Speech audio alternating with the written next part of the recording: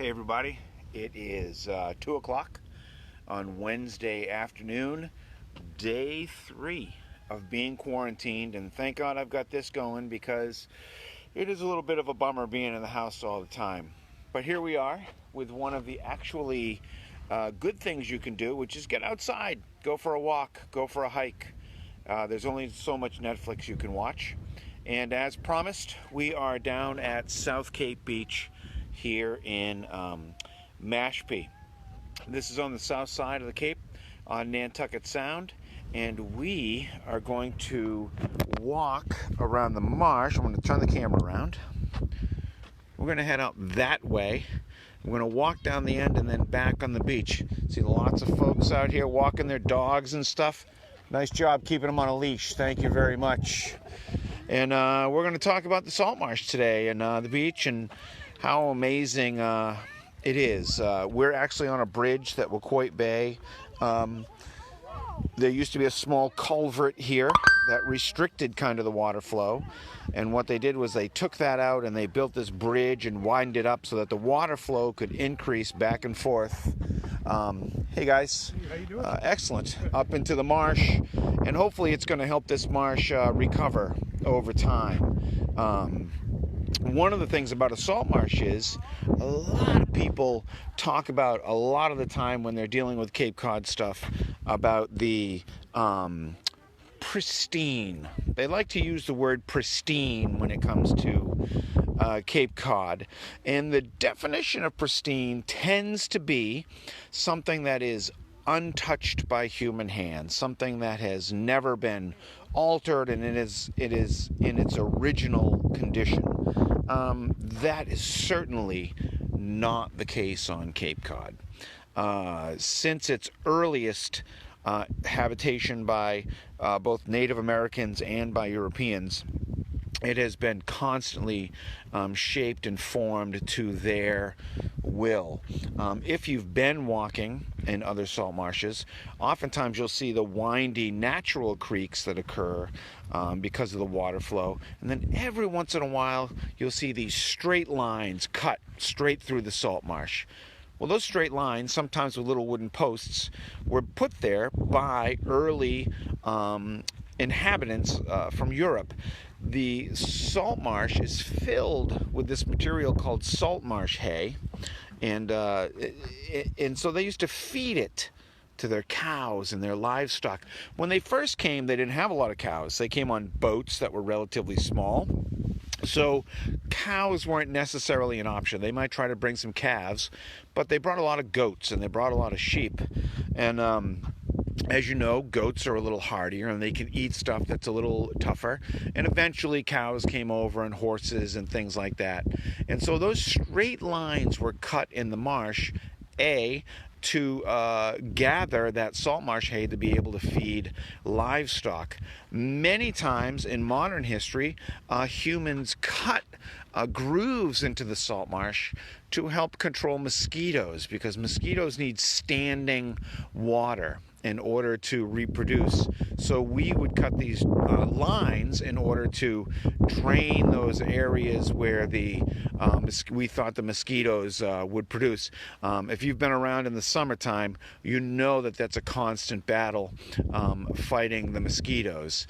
So we're going to head down the path here, and you'll see that pole up there with a large bundle of sticks on top. That's kind of the first thing we're going to stop and take a look at. How are you? Good, thank you. Excellent.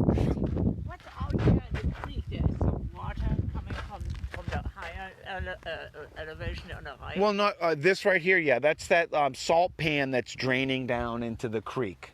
So in about 6 hours, that salt pan will be mostly empty. Yeah, but it's the entirety, the Apple-Tide. Right. I know it better in German anyhow. It's interesting. Yes. So I'm doing a little live talk right now about the salt marsh for my folks. So Well, it's very interesting. it's awesome stuff for sure. I walk it all year long. Even the coldest weather? Yeah, I do. It's a heavy coat. You're better than I am, that's for sure. So that bundle of sticks, I hate the camera. The camera is such a potato quality sometimes. is a huge bundle of sticks, and that's a nest. Most of you, if you're from around here, probably know that that's an osprey nest. An osprey is a type of eagle, also known as a fish eagle, and they are an incredible conservation comeback story here in the United States. Earlier in the 20th century, we used DDT to control pests in crops. That DDT in the rain would get washed into the water system and absorbed by fish. That DDT would be in the fish. The osprey would swoop down and catch the fish and eat it, and that would become part of their system. When the osprey laid eggs, they had very thin shells, and just the act of sitting on the eggs would crush them, and they would kill the eggs, and they would be unable to hatch. We stopped using DDT, and almost immediately populations started to rebound. They needed a little assistance, so we started putting up poles all over the Cape and other areas, and the osprey started to come back. Now, there's no osprey in this nest right now because they're currently migrating back from Argentina. That's right. They fly from here all the way to Argentina and then all the way back in the spring. Soon we'll be hearing their very particular high-pitched chipping calls, and there'll be a mated pair that will come back to this nest and add to it. They add to it a little bit every year, and it gets bigger and bigger and bigger. Sometimes the sticks that they carry can be up to 8 feet long. It's hard for me to tell about how big across that nest is. It looks relatively new, built on top of a monitoring station. They've used up all the poles, so they've started building on top of high tension lines and things like that, which is becoming a little bit of a problem. Now, here's something really cool about the osprey. They have this giant nest. They lay 3 to 4 eggs that tend to hatch. Almost all of them hatch. And then those chicks are in the middle of a nest that can be 8 feet across. And when they're in that nest that's 8 feet across, they eat a lot of fish. That's what the parents are feeding them. And then, occasionally, they have to poo. Now, they don't walk over to the edge of the nest and hang off of the edge of the nest and then poo. They're small. Their butt is kind of faced up into the air. And they have really, really incredibly strong sphincter muscles. And when they poo, they go, pew! And that poo shoots 4 to 6 feet over the edge of the nest out into the water. That's how they keep that nest from getting all nasty and gross. Because remember, they're using that nest over and over. You don't want flies, you don't want pests, you don't want that sort of stuff. Osprey is an amazing bird. Again, an amazing conservation comeback story. I would highly recommend, if you have the opportunity, do some reading about it. We tend to think of stuff kind of as things happen in our lifetime. For instance, I've never seen something like this, or I've never experienced that, or in my whole life this has always happened. Scales of nature are much bigger, so we have to always kind of keep that in mind when we're talking about things like conservation and the recovery of a species and stuff like that. So, all right, let's continue on. Hello. So this is one of the trails down the backside of the beach. The beach is over there on those dunes, this long kind of flat area. It's a little quiet right now. It's still pretty early in the spring. You can see that at one point in time this was actually a paved pathway. It no longer is. In a few weeks, there'll be a number of different birds that'll be here. There'll be some sandpipers nesting, other sorts of stuff like that. But if you use your skills of observation, you can still see stuff that you should be wary of. For instance, see that stem right there with those little gray berries in the middle? There's another one here where the berries are kind of decayed. That is poison ivy.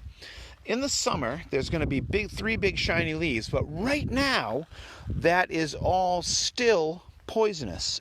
I'm sorry, not poisonous, toxic. It can still give you a rash, even though it's all dead and decrepit like that. Also, we have these plants which are just starting to bud. Look at how pretty that is, right? So those are all those spines there. That is Rosa rugosa. You can see one of the shriveled up little fruits from last year. That is the rose hip.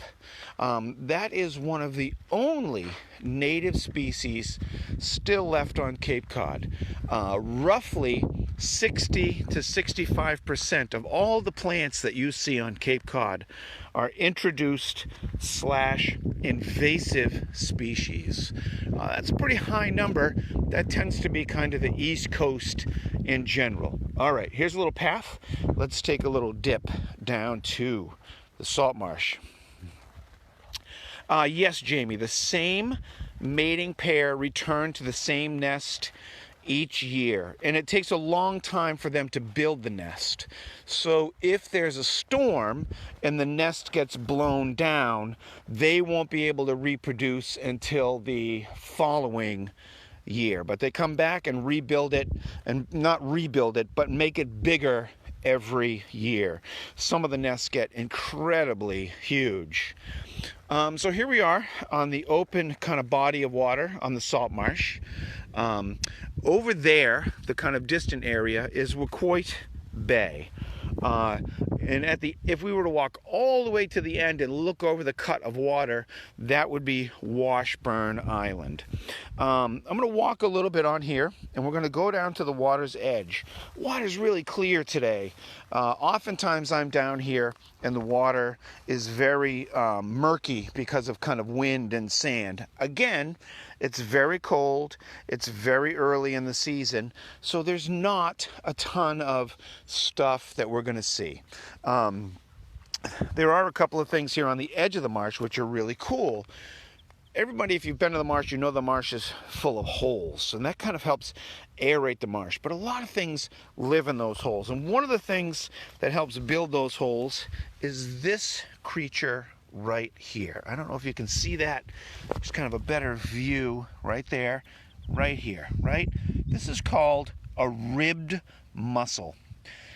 It's called a ribbed mussel because it has ribs. It's pretty straightforward. I cannot tell you Latin names of stuff. I'm terrible at the Latin names, but I'm pretty good at the common names. And the common names of stuff are usually because of things they look like. These are called ribbed mussels because they're ribbed. Those are called, I don't know if you can see that little snail there, little snails here. These are actually called mud whelks because they're commonly found in the mud. So that kind of stuff I'm good at, right? So we're right along the edge of the salt marsh. It's high tide right now. The tide is going to be moving out. Hold on. And we're just going to kind of walk along and see if we see anything really interesting. I see some little mud whelks there, rackweed. Now, the little bubbles that are on the rackweed help the seaweed to float so that it can get kind of closer to the sunlight. It's not happy right now because it's dry, but when the tide comes fully all the way back in, it will recover. I've heard some birds. Haven't really seen too many. There's lots of sparrows here. When I was in school, one of my teachers, my favorite teachers, was a gentleman named Phil Kyle. Now, Mr. Kyle is still a naturalist. He's still out there working. And he oftentimes referred to the sparrows as LBJs. little brown jobbies, because it was hard to identify them if you didn't get a really, really good look or a picture.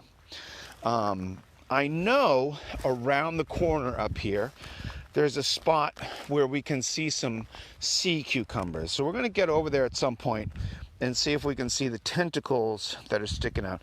Here's a couple of these mud whelks that are kind of obviously in the mud. Oh, what's that? That's a rib mussel, right? These guys are also scavengers. Oftentimes, if something has died, it will be covered with these mud whelks in no time at all. Oh, here's something really cool. Really cool. Couple of things. One, is this, I don't know if you can see it real well, is this right here. This is a teen of or a comb jelly, right? It looks like it maybe is at the end of its days. 99% water. I don't know if you can kind of see the sparkly of the cilia on the side. That's an animal that's pretty common. It also has nematocysts like the big jellyfish, but they're not harmful to us. They eat plankton as they're drifting around in the water. We talked about plankton yesterday. Again, that ctenophore, even though it's large, is considered plankton. Here's a couple of more kind of drifting at the edge.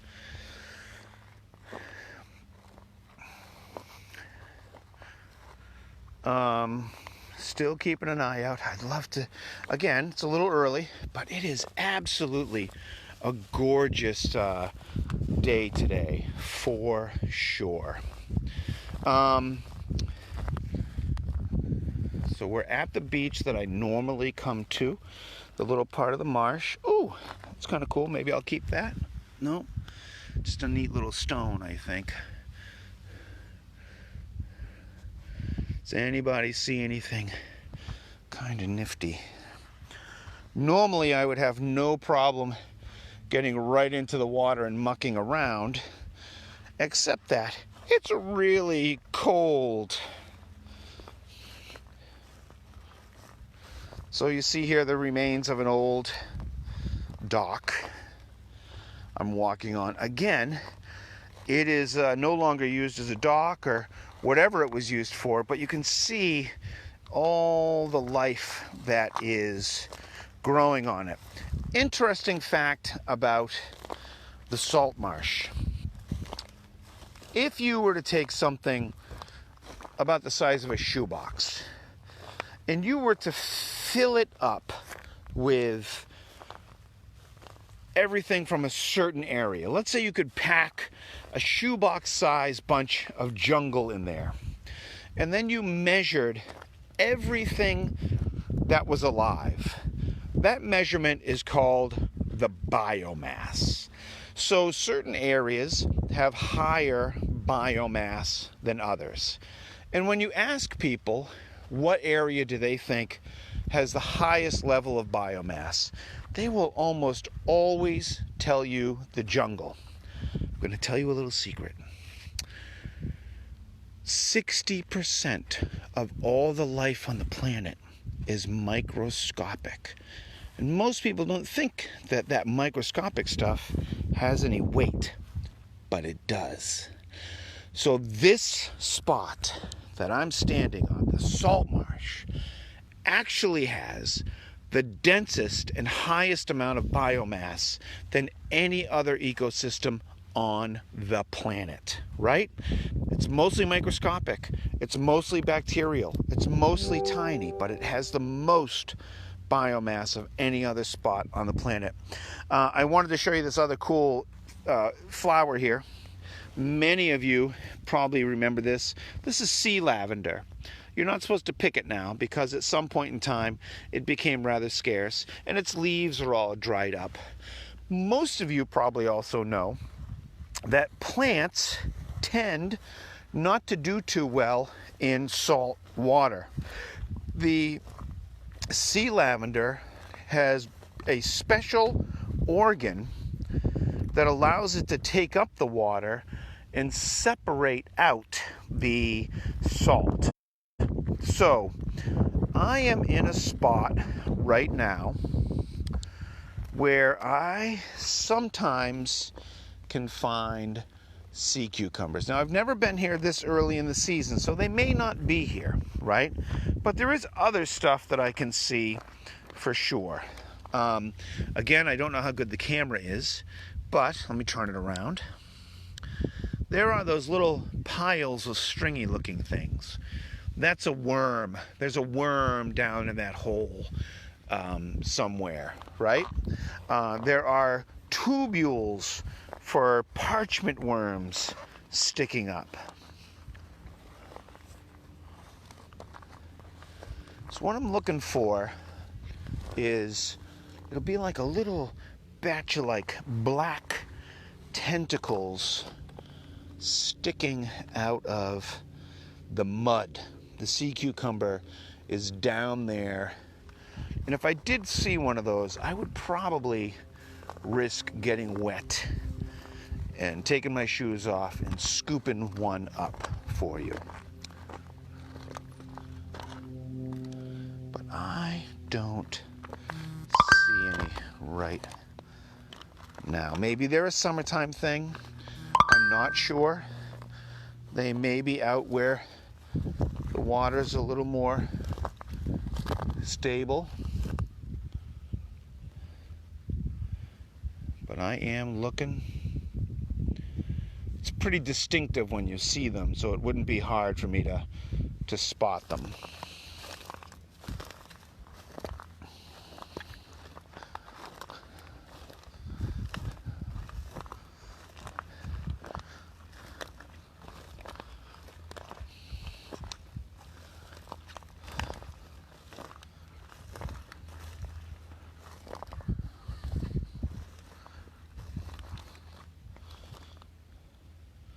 Just looking carefully here.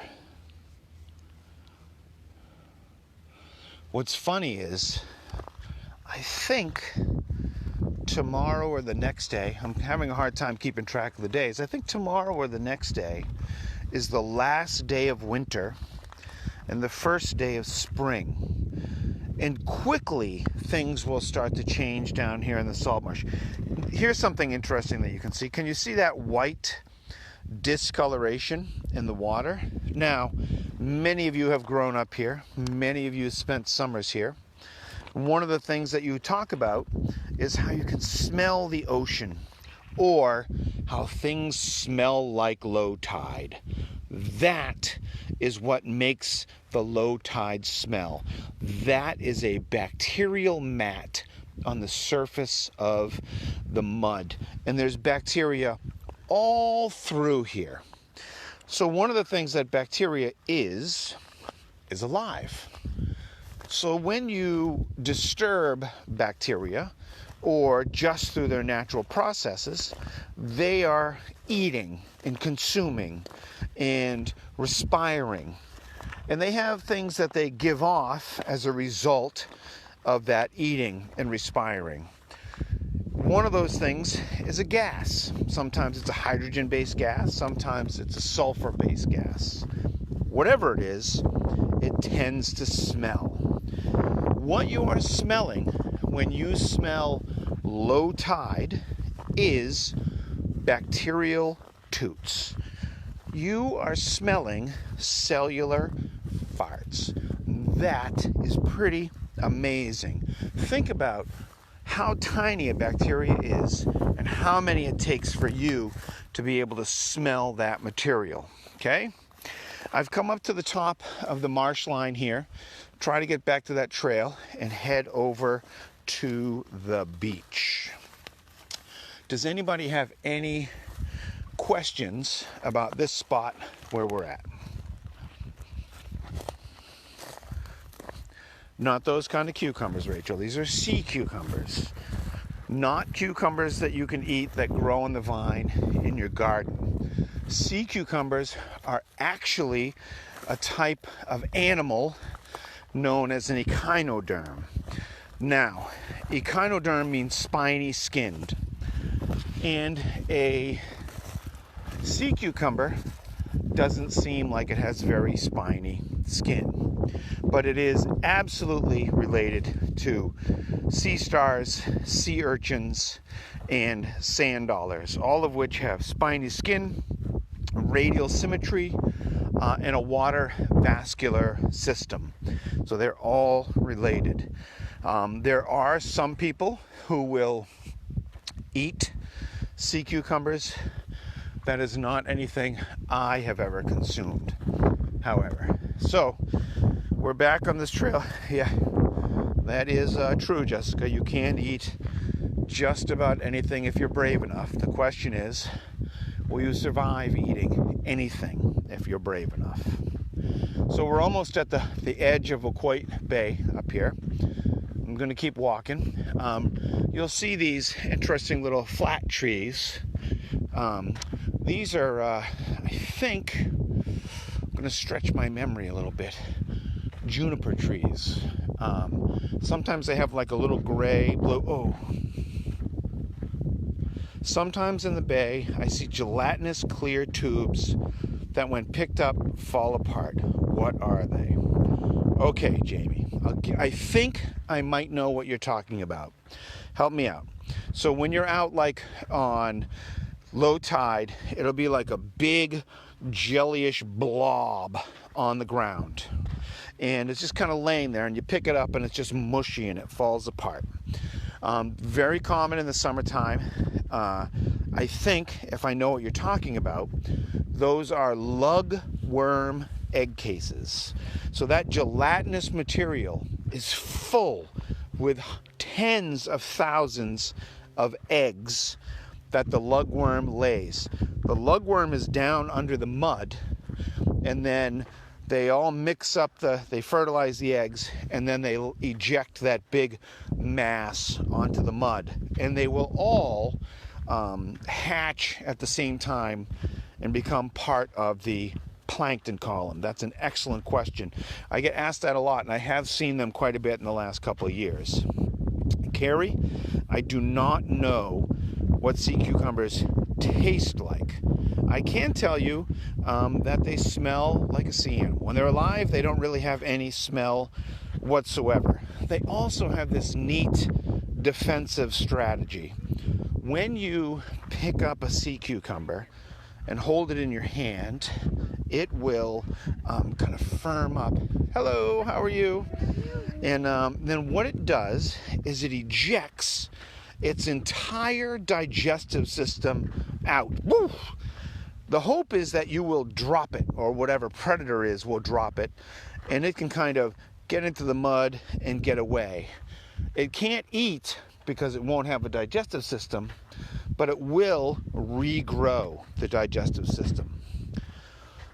Okay, Carrie, you're going to ask what my favorite sea animal is. I have two. I have one, which is pretty common here in the summertime, and that's the horseshoe crab. That's an amazing, amazing animal, and I think that I'm going to end up doing about a half hour on the horseshoe crab in the next couple of days, and that'll be an online presentation done live. But the one that I find even more amazing than a horseshoe crab is a squid. Any kind of squid. This is an amazing animal. It can move forwards and backwards. It's jet propelled. It has a skin covering called chromatophores. It has the ability to change color. They seem like an octopus, but they're not an octopus. I like octopus as well. I just like squid a little bit better. They are amazing. And that's excellent that you asked that question, because I think that'll be another thing that I'll do is about squid. You can tell, I don't know if you can hear me breathing, but it's been a long winter. I haven't walked this much in a while, so thank you guys for getting me out here. So you see we're getting over here to the edge. I was looking to see if there was any berries. The reason this plant is important for most of us that are quarantined for the next foreseeable future, many of you with kids, This is the plant that produces the berry that makes gin. The Dimmeldong, Jessica, it's not called the Dimmeldong shark. It's the Wobbegong. Wobbegong. It's my favorite name of a shark, but it's not my favorite animal. So, Carrie, 8 years old, nice job. Carrie, what's your favorite sea animal? That's a good question. What's your favorite sea animal?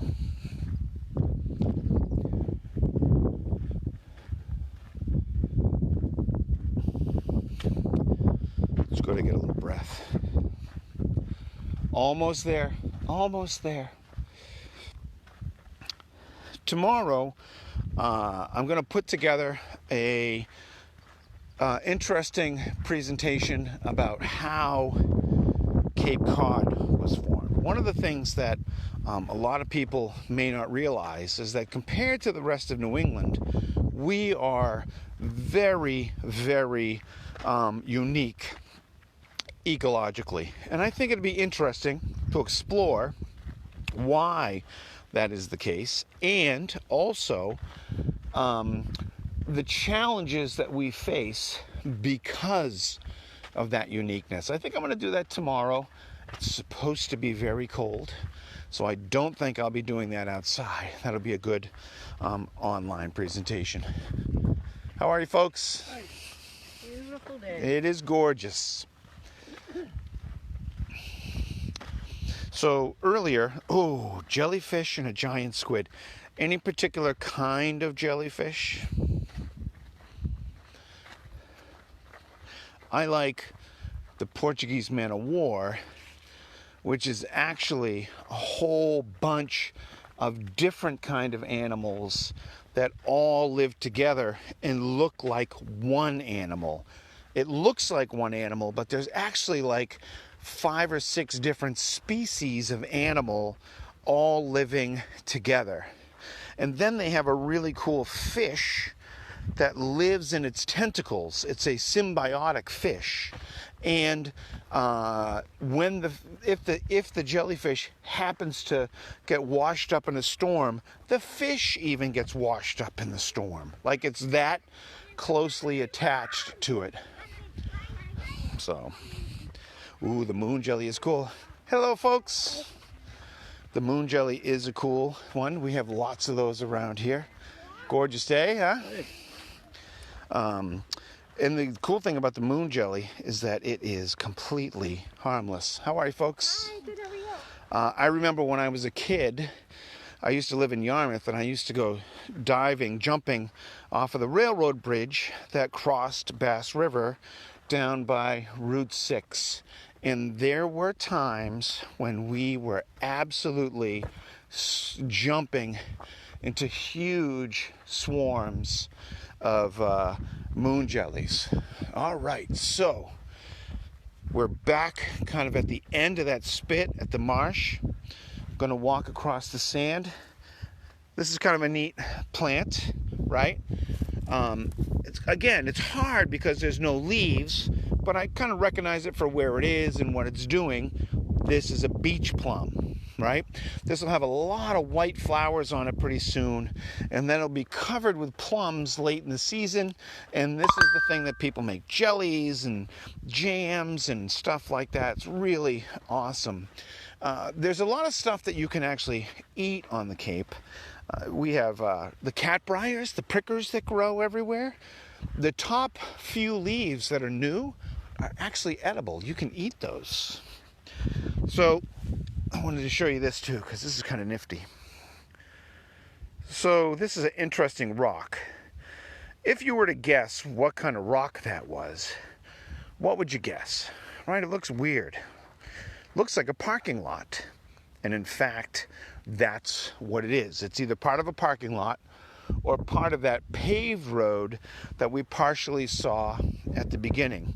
Over time, they wash down into the water in the beach. Look at how gorgeous this day is today, right? There's a gentleman out there fishing. He's much, much braver than I am. That's for sure. Okay? Now, it's a good example here. If you look down the beach, you can see kind of where the different tides are.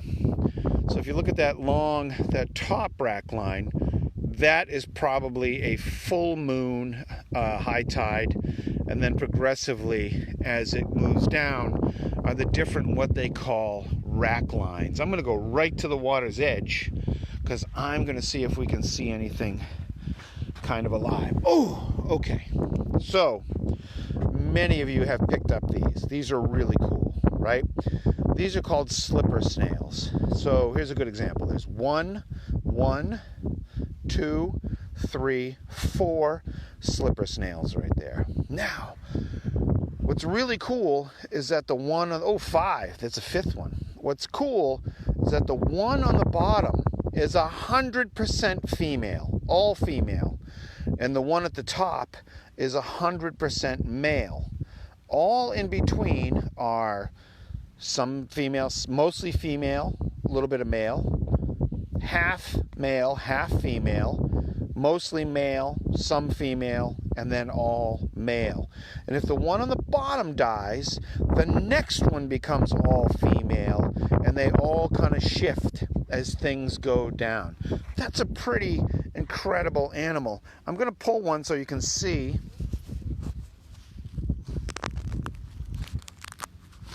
Now, they're not going to like it, but they will live.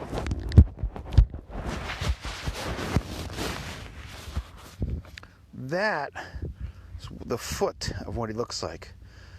It's curling, that's what he holds on with, and then he's got his little mouth and antenna. I'm going to put him in the water. He'll be fine. He'll move right along and attach himself to another batch. I'll put him right near some right there, right?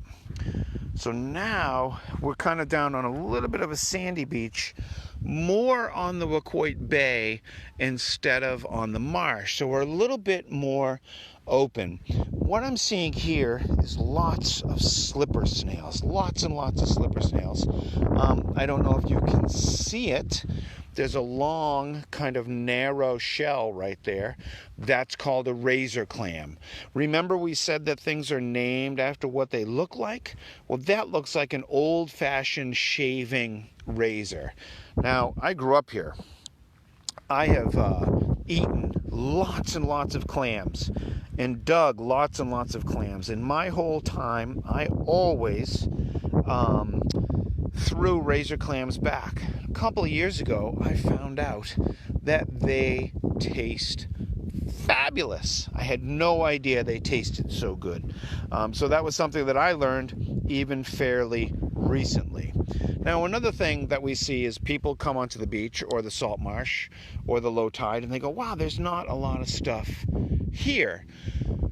There is, it's just under the mud, right? So we have a bunch of these dimples that are here in the ground. I don't know what these dimples are, so I'm going to go ahead and dig in one of the holes and see what we find. Okay, let's see.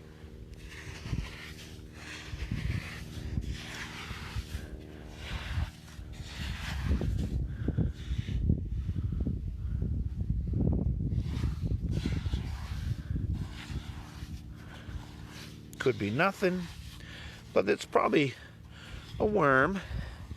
And they go down. Oh, nope. Even better.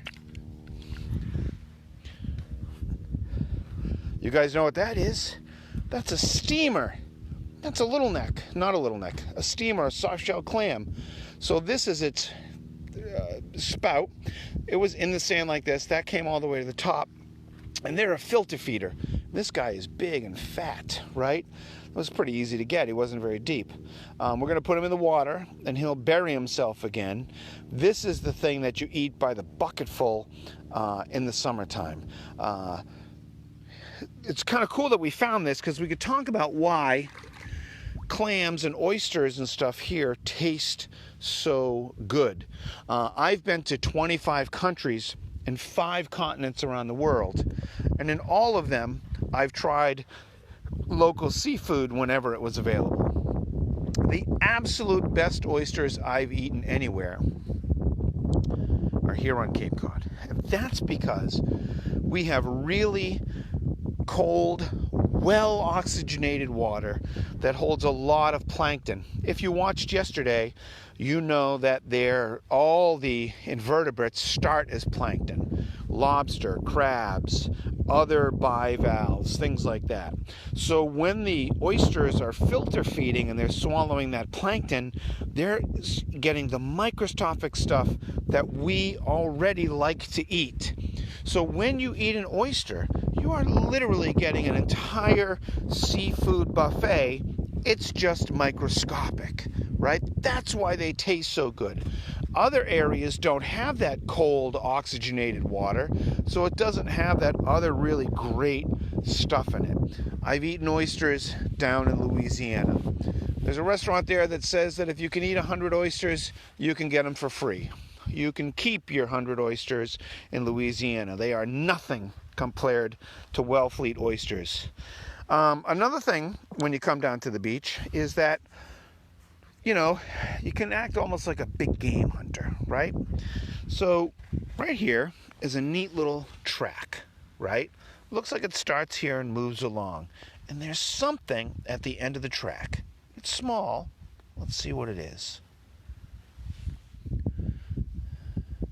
Look at that. A little tiny mud whelk. Isn't that cool? Right?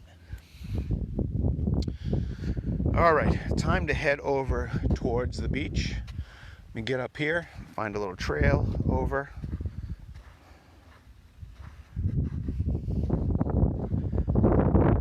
Does anybody have any questions? Moving up over the high tide line onto a little trail. It's my favorite. My favorite. Again, 25 countries, 5 continents. There's no place I've ever been where I haven't found a water bottle or some other plastic item. It's a real problem, and one I think we're making progress in tackling, but we'll see. It's an interesting plant, but I don't know what it is. A lot of plants just starting to kind of bud, come up.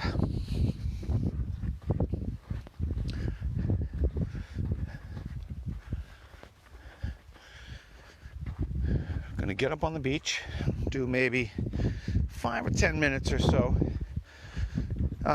Here's a little plug. Obviously, I'm Cape Cod Learning Tours. My name is Jeff Avery, aka Captain Awesome.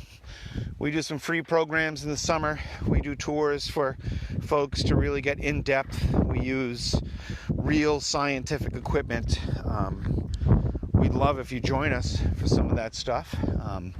Obviously, this year is making things a little bit difficult because we don't even know what's going to be happening. But I will still try to maintain a presence and do some online stuff like this. Don't know how long the kids will be out of school. So we'll make the best of it. Something I try to do as much as I can is to just be nice to people, be kind to people. And it's going to be a tough couple of months coming up, I think. So it's important to be kind. It's a great time to start getting outside and exploring a little bit. This is a perfectly acceptable thing to do. Don't have to worry too much about social distancing. Do a quick turn. There's really nobody else around me. And the few that are out here in the fresh air and moving along. So that's who we are. And I'm glad that you're here with us. All right, almost at the beach. I heard one of those little LBJs or little brown jobbies. I'm even worse at identifying the sparrows.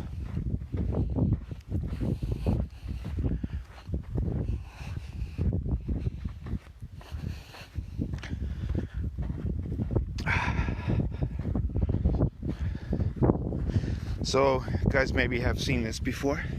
This is a lichen. That is a fungi and an algae actually living together symbiotically.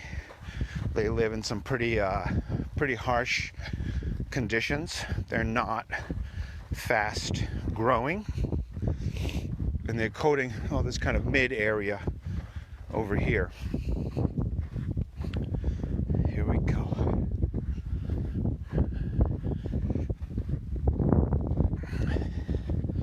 Woo.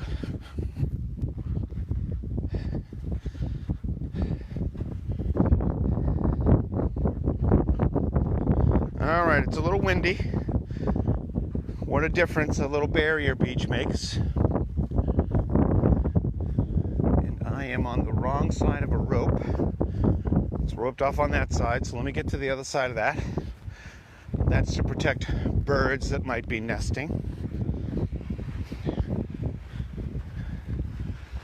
And here we are on the beach. Very similar to what we saw on the other side. We have kind of a top rack line, medium rack line, and a low rack line. The key ingredient here is sand, obviously. This is also a very popular beach for fishing. People walk down to that breakwater there, and a lot of fish come in and out there in the summertime. Bluefish, striped bass. For those of us who don't own a boat, it's a good spot. And that body of land that you see very low is actually Martha's Vineyard, and that is a ferry going over to Martha's Vineyard. I have to tell you that right now there are no cases of the virus on Martha's Vineyard or Nantucket. During the great flu epidemic of the 1910s, one of the ways that local villages kept from getting the disease was by completely isolating themselves and letting no outsiders into their village. I feel like Martha's Vineyard and Nantucket have the ability to just not let anybody in, period. Just no more. Shut the ferries down, and they would be one of the few places that will be safe. So not a lot on the beach today. We haven't had a real storm in a little while, which usually washes a lot of stuff up on here. And it's all sand.